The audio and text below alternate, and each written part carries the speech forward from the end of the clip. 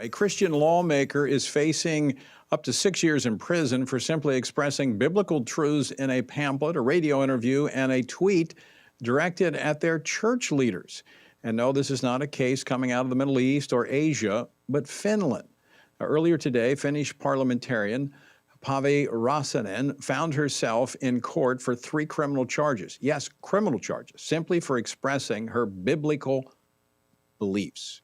Here to share what is happening, what happened today at her hearing is her attorney, Paul Coleman, who serves as the executive director of ADF International. He represented her in the courtroom, and he's had a very long day. It's actually almost 1 a.m. there in Finland. Paul, welcome back to the program. Hi there. Thank you for having me. Well, thanks for staying up late to share with us what occurred today. But before you get into today's court hearing, for those that may not be familiar with the case, can you briefly tell our listeners a little more about the case? Yeah, absolutely. So Päivi Räsänen is a long-standing member of the Finnish parliament. She has served as the interior minister. She has served as the leader of her political party.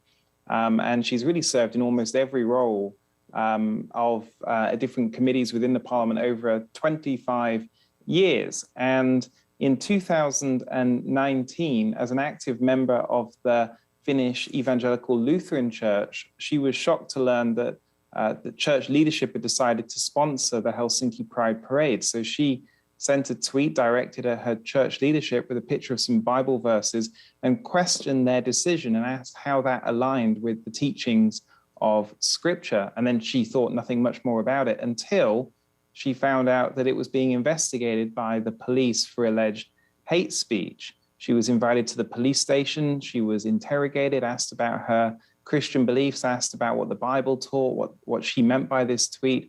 And then in the process of this investigation, they then started digging up many other things that she has said and written over the years. They went back almost 2 decades. They found a pamphlet that she wrote for her church in 2004.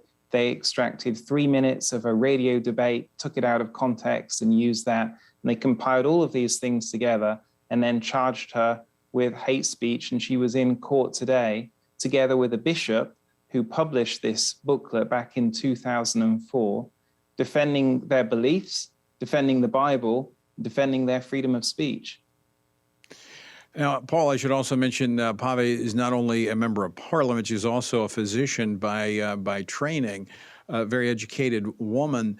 So speaking out on her biblical faith, quoting Scripture, and she's charged as a criminal, and she is now, and this has been going on for quite some time, as you pointed out. So they've been dragging this thing out. Today, finally, the hearing for her. How did today's hearing go? Well, it really was surreal. The prosecutor began the day by stating that this wasn't a case about Christianity, this wasn't a case about the Bible, this wasn't a case about her beliefs, and then immediately started to make it all about the Bible, all about her beliefs, all about Christianity. And I'm not kidding, began the day by reading passages of Scripture, reading Old Testament verses, and the day just really continued from there.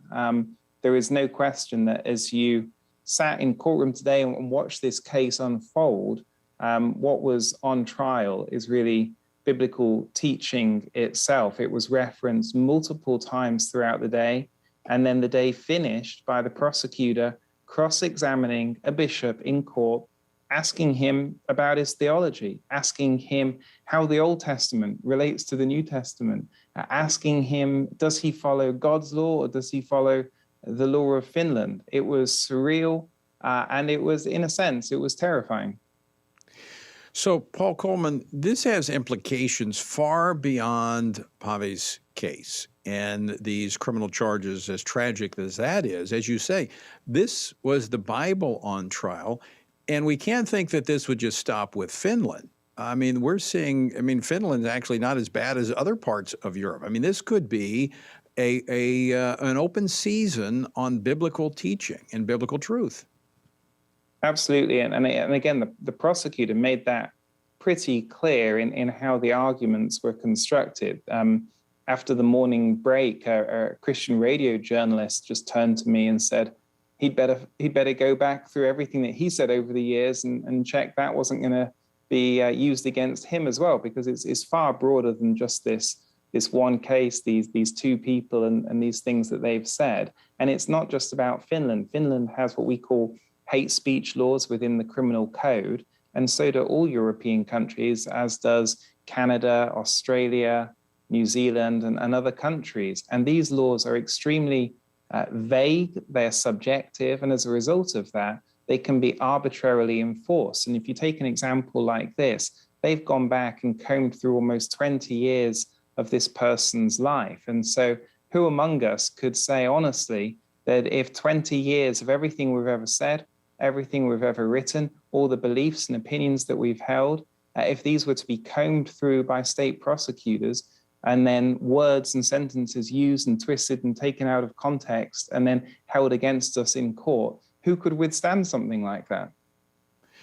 Well, especially when we're talking about the Bible in particular. I mean, Paul, how do we maintain vibrant democracies in Western civilization that is built on the foundation of Christianity? How do you maintain that if we can't even have a discussion in society about big issues such as human sexuality? Absolutely. And I think that perhaps even for the first time during the court hearing today, the implications of the case started to reverberate beyond just the Christian community and out towards a lot of the mainstream media that were reporting on the case as well.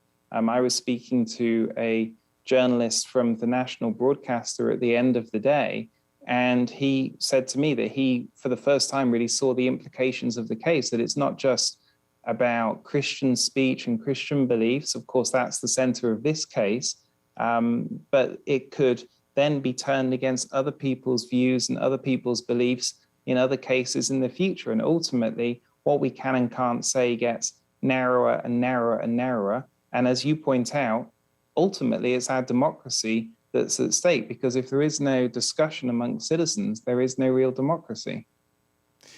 Yeah, and what you going back to really what is at the really the epicenter of this are these hate speech laws that have been adopted around the world, and I've seen this in my role on the U.S. Commission on International Religious Freedom, that they are very nebulous, they are vague, and they're open to interpretation. So if you have a zealot in one of these prosecuting roles, they can take it and use it like silly putty and stretch it into whatever they want it to be in order to go after someone. And it's the chilling effect that it often has that is the most dangerous aspect of the application of these laws.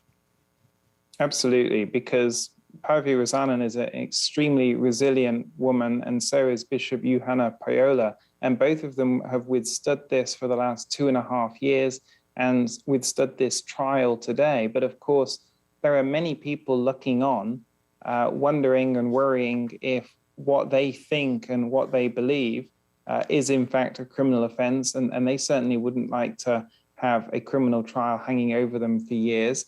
And so they self-censor, they withhold their views, and it creates this chilling effect on everyone else's speech. And in addition to what you've mentioned about the nebulous nature of these laws, one other thing I'd like to mention is they don't require any victims. So one of the bizarre things about the case today is there were no witnesses or victims that had come forward. There was no one actually in court to say that anything that had been said or written had somehow insulted or offended them. So this is all hypothetical or abstract. The general prosecutor has launched a case based on essentially what she thinks other people think about these views and beliefs. And so that is another reason why they can be used and turned against anybody, because there's no one there in court saying that they are a victim of any of this. Right. So when do you expect to hear a verdict in this case? Well, unfortunately, the case did not conclude today. Closing arguments will take place on the 14th of February. And after that, there will be a judgment within about 2 to 4 weeks. So we're expecting sometime perhaps around the beginning to middle of March. All right. I know it's late. I want you to be able to get to bed. I do appreciate you staying up. But one final question. How can our audience be praying for Päivi, for you, and the others involved in this case?